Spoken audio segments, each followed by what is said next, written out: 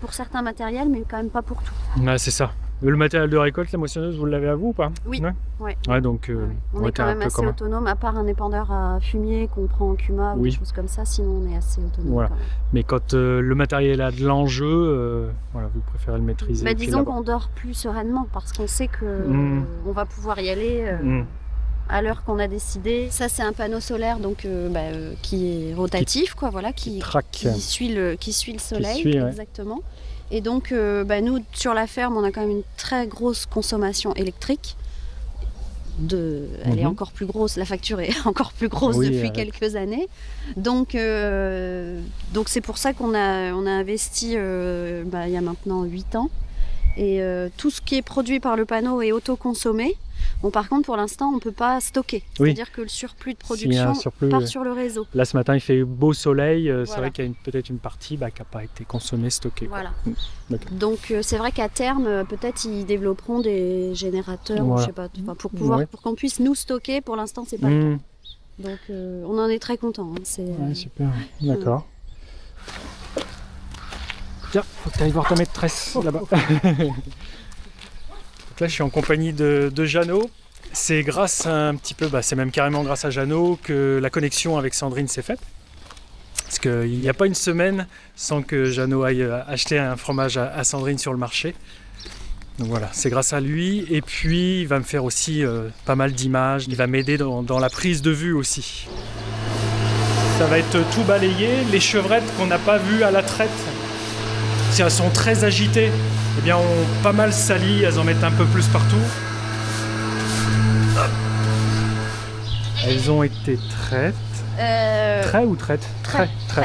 Et celles-ci, elles sont pleines en fait, c'est nos chevrettes pleines. Mais là, c'est un peu mélangé parce que celles qu'on décollier ont mis bas. Voilà. Donc là, il n'y a que nous qui pouvons nous dire. Mais c'est du lait qui n'est pas gardé ce matin. Elles ont été traits, mais pas gardées.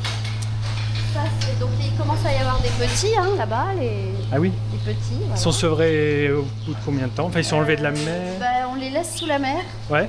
Et après on les nourrit à la poudre de lait, mais on les laisse sous la mer.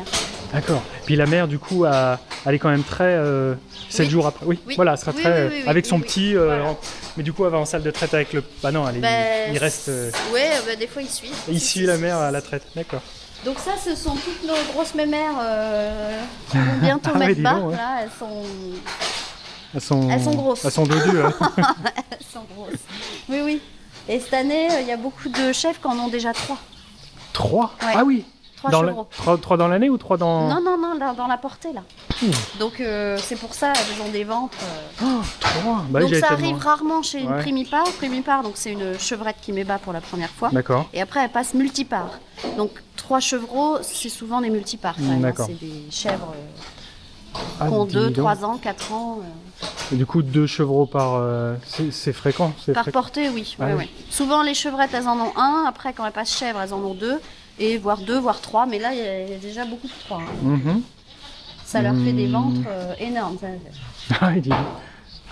Mais enfin là on est à terme, dans 8-10 jours elles vont toutes mettre bas. Donc ça c'est notre lot de chèvres que vous avez vu tout à l'heure à la traite. Ouais, je la reconnais. Voilà. La coquine, là je la reconnais.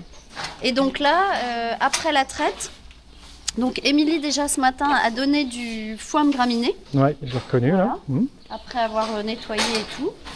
Donc elle a donné du foin de graminées. Ensuite la traite. Et ensuite elles vont avoir un repas donc avec justement le maïs, l'orge et le colza tanné qui va être donné grâce à cette machine qu'on appelle un DAC, distributeur automatique de concentré. Donc ça c'est quand même génial en termes de confort, de précision, d'ergonomie. Enfin voilà, on fatigue quand même plus à donner au seau.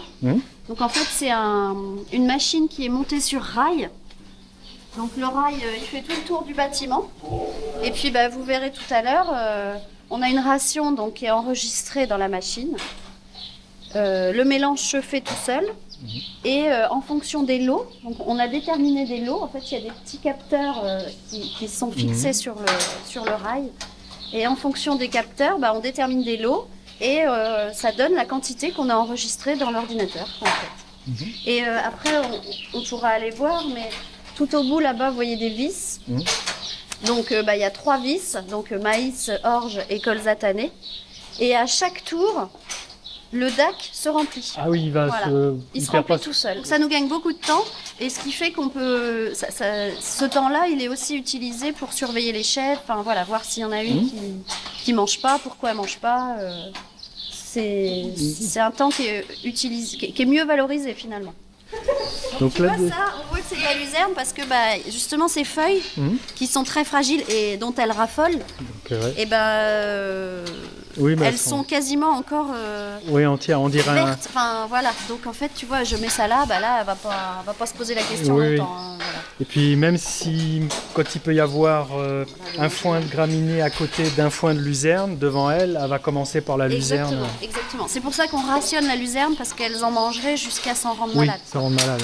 Donc ça, c'est vraiment l'enrubané qu'on a vu tout à l'heure. Ah oui, d'accord. Voilà. Qui donne cette petite odeur. Alors nous, on la sent plus, mais ça sent... de caramel. Voilà, ça sent vraiment... ça sent bon. Non, mais c'est beaucoup plus puissant, rien qu'à l'odeur. Oui, nous, on le sent plus, mais oui, je pense qu'on le sent encore. Et après, le foin de graminé, donc c'est ça. Ouais. Le foin qui est sous le hangar. Donc c'est du raie gras, c'est quoi Fétuc, pas mal, fétuc, raie gras, et il doit y avoir des mélanges. Okay. Il faudra demander à Antoine ça aussi. Ça, sur ce point-là, vous êtes plus autonome ou... Oui, oui, on fait tout. Il y a un peu moins de recherche chez les confrères. Exactement. Ah oui, ça, on a tout. Puis on a aussi du foin de prairie naturel. Et ça, c'est des prairies qui touchent... on est près de l'Indre, c'est ça? Ça va être dans les fonds, vous avez des terres proches de l'Indre? C'est ça. Et souvent, c'est des terres, facilement inondables. Et faire une céréale dans ces terres-là, ou des cultures annuelles. Là, on est sur des cultures plus pérennes, qui restent des années dans le sol. C'est des terres qui sont bonnes, pas qu'à ça, mais elles sont bonnes pour ça, faire du foin. Voilà, c'est ça. Et là, donc, il est parfait parce qu'il est vraiment... la tige n'est pas trop dure. Donc ça, elles vont le manger, elles vont très bien le manger. Ouais. Parce qu'une chèvre, contrairement à une vache, c'est très, très délicat. Oui, très délicat. Donc si elle n'aime pas, elle ne mange pas. Voilà.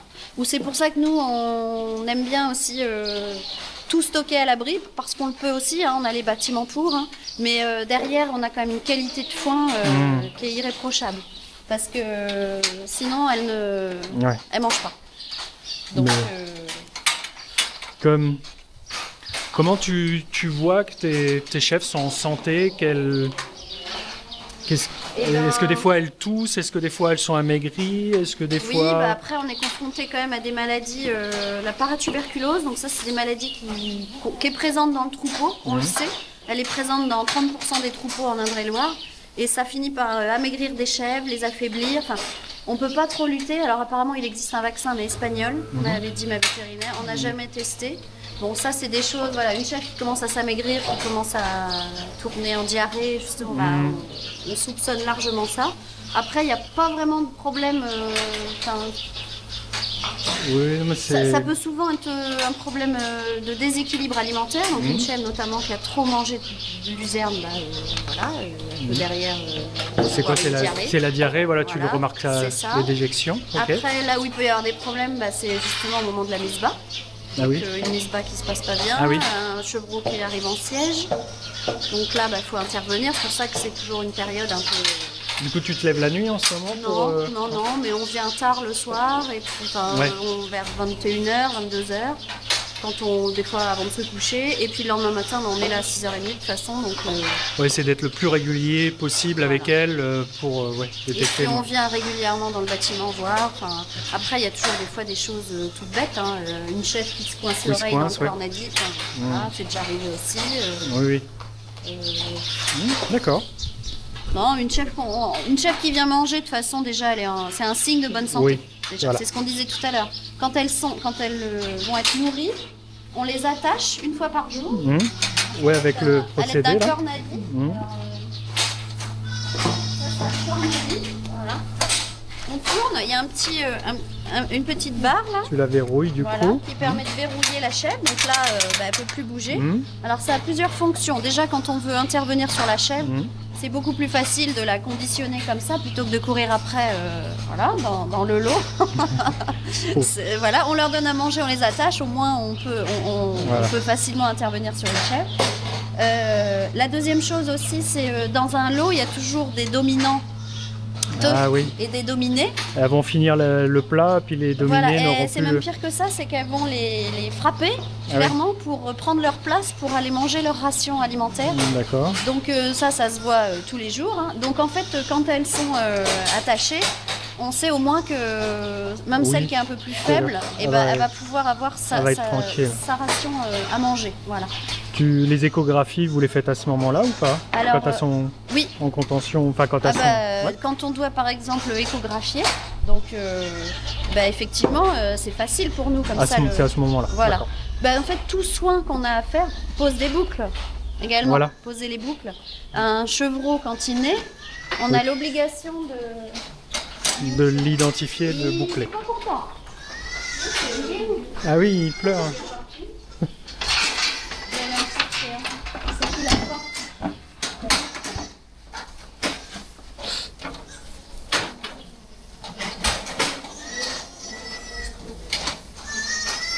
Toute belle. C'est la plus belle, elle. C'est quoi? Ah ouais.